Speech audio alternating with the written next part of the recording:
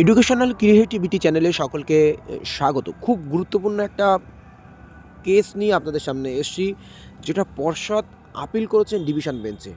প্রশ্নমূল মামলা থেকে যত চাকরি হয়েছে সেই সমস্ত চাকরি পর্ষদ যাতে না দিতে হয়, সেই চাকরিগুলো যাতে বাতিল করতে হয়, সেই নিয়ে একটি মামলা হয়েছে।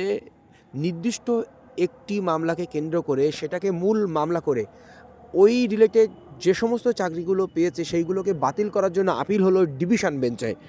বিস্তারিত শুনুন কলকাতা হাইকোর্টের আইনজীবী আলী আহসান আলমগীর স্যারের নিকট থেকে। শুনুন স্যার কি বলছেন। খুব গুরুত্বপূর্ণ একটি জিনিস ঘটেছে। হ্যাঁ, এটা খুবই আশ্চর্যজনক যে এত বছর পরে, প্রায় 2 বছরের বেশি সময় পরে, প্রশ্নভুলের মামলা থেকে পাশ করা ক্যান্ডিডেট যারা চাকরি পাচ্ছে, যারা 738-এর লিস্টে ছিল, সেই সমস্ত ক্যান্ডিডেটের অ্যাপয়েন্টমেন্ট এবং রিক্রুটমেন্টে পার্টিসিপেশনকে চ্যালেঞ্জ করে West Bengal board of primary education appeal করেছে। এটা আমাদের কাছেও একটা অবাক করার মতো ব্যাপার। কারণ এই যে 2 বছরের ডিলে, এটা এক্সপ্লেন করে, যদিও ওরা সেকশন 5 অ্যাপ্লিকেশন ফাইল করেছে, কিন্তু এটা কোনোভাবেই বোধগম্য হচ্ছে না যে হঠাৎ করে তাদেরকে চাকরি দিল। তাদের অনেকে তার মধ্যে সার্ভিস কনফার্মেশন পেয়ে গেছে, যেহেতু 2 বছরের বেশি ধরে সার্ভিস করছে। তাহলে তারপরে হঠাৎ করে West Bengal board of primary এডুকেশনের কী মনে হলো যে তারা এটাকে চ্যালেঞ্জ করে আপিল করেছে। তো এই মামলাটা কালকে থাকার কথা, আগামীকালকে।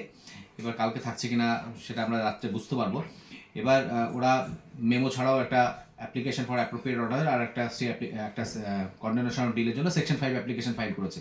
এবার অ্যাপ্লিকেশন ফর অ্যাপ্রোপ্রিয়েট অর্ডারে ওরা যেটা বলছে সেটা হচ্ছে যে যে সোহম রায়চৌধুরী অ্যান্ড আদার্স এই যে জাজমেন্টটা হয়েছিল তার ভিত্তিতে যে ওরা চাকরি দিয়েছে, এবং পরবর্তীকালে সাবসিকুয়েন্টলি এই ধরনের যত জাজমেন্ট হয়েছে, যত অর্ডার হয়েছে, সেইগুলো সব কটা সেট সাইড ওরা করাতে চাইছে, এবং ওরা বলতে চাইছে যে আমরা এই অ্যাপয়েন্টমেন্টগুলো দেবো না।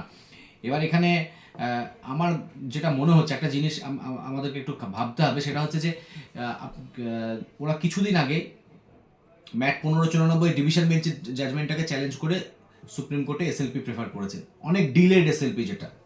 সেখানেও সুপ্রিম কোর্ট প্রথম শুনানিতে ওদেরকে ডিলের কারণ জিজ্ঞাসা করেছে, তার জাস্টিফিকেশান চেয়েছে প্রধান বিচারপতির বেঞ্চ। যদিও মামলাটা সাবসিকুয়েন্টলি অন্য একটা মামলার সঙ্গে ট্যাগ হয়ে অন্য একটা বেঞ্চে গেছে, কিন্তু ওখানে সুপ্রিম কোর্টের কাছে প্রশ্নের সম্মুখীন হতে হচ্ছে বলে যে না, কেন দেরি করে করেছে। কারণ ওখানে ওই এসএলপিতে ওরা বলতে চাইছে যে আমরা কাউকে নাম্বার দেবো না। এমনি পারতপক্ষে এটাই বলতে চাইছে যে আমরা কাউকে নাম্বার দেবো না। তারপরে ধাপে ধাপে যখন ডিসেন্ডিং অর্ডারে যখন ওরা নামছে, তখন বলতে চাইছে যে তাহলে এক্সপার্ট ওপিনিয়নের সঙ্গে যার আনসার ম্যাচ করবে শুধু তাকে দেবো। পরবর্তীকালে বলতে চাইছে যে অ্যাটেম্প্ট করেনি তাকে কেন দেবো, অ্যাটেম্প্ট করলেও সঠিকটা যদি করে থাকে তবেই দেবো। মানে এরকম ক্যাটাগরি ওয়াইজ ডিভিশন করে ওরা যে এসএলপিটা প্রেফার করেছে সুপ্রিম কোর্টে, তাহলে সেখানে আমরা অটোমেটিক্যালি একটা তোর প্রশ্ন উঠেই আসছে যে তুমি তো প্রশ্ন ভুল থেকে নাম্বার দিয়ে সিলেকশন প্রসেসে পার্টিসিপেশনের মাধ্যমে ইন্টারভিউ করিয়ে অ্যাপয়েন্টমেন্ট দিয়েছো, তাহলে তুমি এখন কেন পরবর্তীকালে ম্যাট 1594 জাজমেন্টটার উপরে স্টে এবং সাবসিকুয়েন্টলি সেটা সেটাসাইড কেন চাইছো? এটা তো প্রশ্ন আসতে পারে। আমার মনে হচ্ছে ঠিক এই প্রশ্নের জন্যই ওরা মনে হচ্ছে এই আপিলটা করেছে।